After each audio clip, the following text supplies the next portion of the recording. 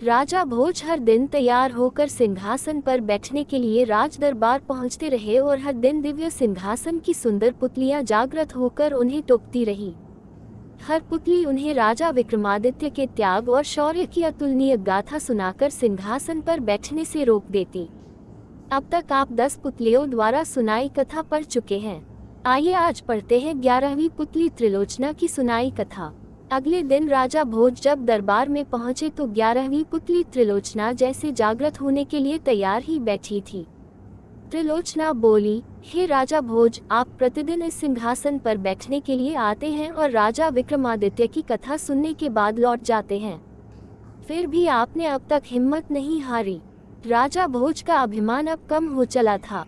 वे विनम्रता पूर्वक बोले, हे सुंदरी, आप हमें राजा विक्रमादित्य की कौन सी कथा सुनाने वाली हैं, कृपया सुनाएं। हमारे साथ साथ नगर की प्रजा भी अपने पूर्व राजा की वीरता और त्याग से परिचित होना चाहती है। त्रिलोचना ने मुस्कुराकर कथा आरंभ की, हे राजन, राजा विक्रमादित्य बहुत बड़े प्रजापालक थे। उन्हें हमेशा अपनी प्रजा की सुख समृद्धि की ही चिंता सताती रहती थी। एक बार उन्होंने एक महायज्ञ करने की ठानी। असंख्य राजा महाराजाओं, पंडितों और ऋषियों को आमंत्रित किया। यहाँ तक कि देवताओं को भी उन्होंने नहीं छोड़ा। पवन देवता को उन्होंने खुद निमंत्रण देने का मन बनाया तथा समुद्र देवता को आमंत्रित करने का काम एक योग्य ब्राह्मण को सौंपा। दोनों अपने काम से विदा हुए। जब विक्रम वन में पहुंचे तो उन्होंने ध्यान करना शुरू किया ताकि पवन देव का पता ठिकाना ज्ञात हो। योग साधना से पता चला कि पवन देव आजकल सुमेरु पर्वत पर वास करते हैं। उन्होंने सोचा, अगर सुमेरु पर्वत पर पवन देवता का आह्वान किया जाए तो उनके दर्शन हो सकते हैं। उन्होंने दोनों बेतालों का स्मरण किया तो वे उपस्थित हो गए। उन्होंने उन्हें अपना उद्देश्य बताया। बेतालों ने उन्हें आनन फानन में सुमेरु पर्वत की चोटी पर पहुंचा दिया। चोटी पर इतना तेज हवा थी कि पैर जमाना मुश्किल था। बड़े बड़े वृक्ष और चट्टान अपनी जगह से उड़कर दूर चले जा रहे थे, मगर विक्रम तनिक भी विचलित नहीं हुए। वे योग साधना में सिद्धहस्त थे, इसलिए एक जगह अचल होकर बैठ गए। बाहरी दुनिया को भूलकर पवन देव की साधना में रत हो गए। न कुछ खाना, न पीना, सोना और आराम करना भूलकर साधना में लीन रहे। आखिरकार पवन देव ने सुधि ली। हवा का बहना बिल्कुल थम गया। मंद मंद बहती हुई वायु शरीर की सारी थकान मिटाने लगी।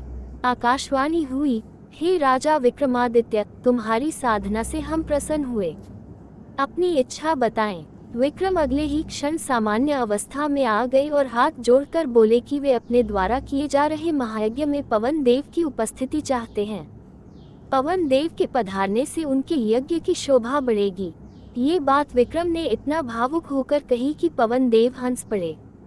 उन्होंने जवाब दिया कि सशरीर यज्ञ में उनकी उपस्थिति असंभव है।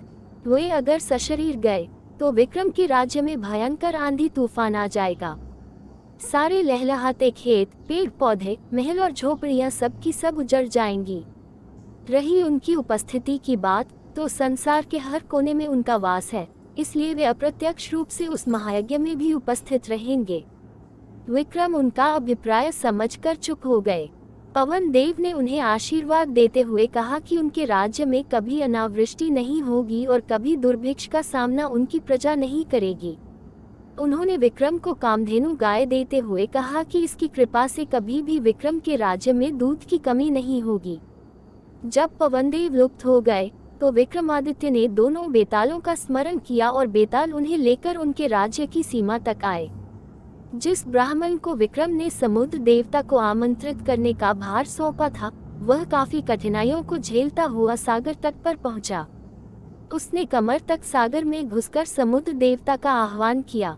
उसने बार बार दोहराया कि महाराजा विक्रमादित्य महायज्ञ कर रहे हैं और वह उनका दूत बनकर उन्हें आमंत्रित करने आया है। अंत में समुद्र देवता असीम गहराई से निकलकर उसके सामने प्रकट हुए। उन्होंने ब्राह्मण से कहा कि उन्हें उस महायज्ञ के बारे में पवन देवता ने सब कुछ बता दिया है। वे पवन देव की तरह ही विक्रमादित्य के आमंत्रण का स्वागत तो करते हैं, लेकिन सशरीर वहां सम्मिलित नहीं हो सकते हैं। ब्राह्मण ने समुद्र देवता से अपना आशय स्पष्ट करने का सादर निवेदन किया। तो वे बोले कि अगर वे यज्ञ में सम्मिलित होने गए तो उनके साथ अथाह जल भी जाएगा और उसके रास्ते में पड़ने वाली हर चीज डूब जाएगी।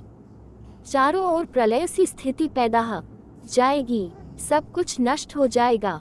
जब ब्राह्मण ने जानना चाहा कि उसके लिए उनका क्या आदेश है, तो समुद्र देवता बोले कि वे विक्रम को सकुशल महायज्ञ संपन्न कराने के लिए शुभकामनाएं देते हैं।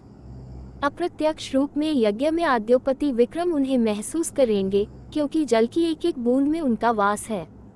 यज्ञ में जो जल प्रयुक्त होगा उसमें भी वे उपस्थित रहेंगे। उसके बाद उन्होंने ब्राह्मण को 5 रत्न और एक घोड़ा देते हुए कहा, मेरी ओर से राजा विक्रमादित्य को यह उपहार दे देना। ब्राह्मण घोड़ा और रत्न लेकर वापस चल पड़ा। उसको पैदल चलता देख वह घोड़ा मनुष्य की बोली में उससे बोला कि इस लंबे सफर के लिए वह उसकी पीठ पर सवार क्यों नहीं हो जाता। उसके ना नुकुर करने पर घोड़े ने उसे समझाया कि वह राजा का दूत है, इसलिए उसके उपहार का उपयोग वह कर सकता है। ब्राह्मण जब राजी होकर बैठ गया तो वह घोड़ा पवन वेग से उसे विक्रम के दरबार ले आया। घोड़े की सवारी के दौरान उसके मन में इच्छा जगी, काश ये घोड़ा मेरा होता। जब विक्रम को उसने समुद्र देवता से अपनी बातचीत सविस्तार बताई और उन्हें उनके दिए हुए उपहार दिए, तब बिना कुछ कहे ही राजा विक्रमादित्य ने कहा कि 5 रत्न तथा घोड़ा ब्राह्मण को ही प्राप्त होने चाहिए। चून की रास्ते में आने वाली सारी कठिनाइयां उसने राजा की खातिर हंसकर झेली। उनकी बात समुद्र देवता तक पहुंचाने के लिए उसने कठिन साधना की। ब्राह्मण रत्न और घोड़ा पाकर अति प्रसन्न हुआ। इतना कहकर त्रिलोचना बोली, राजन, विक्रमादित्य की तरह प्रजापालक और अत्यंत दयालु राजा ना हुआ है और न होगा। अगर इस सिंहासन पर बैठने की लालसा है तो आपको भी उनके गुणों को आत्मसात करना होगा। त्रिलोचना पुनः पुतली रूप में सिंहासन पर स्थापित हो गई। अगले दिन 12वीं पुतली पद्मावती ने रोका राजा भोज का रास्ता और सुनाए आकर्षक गाथा।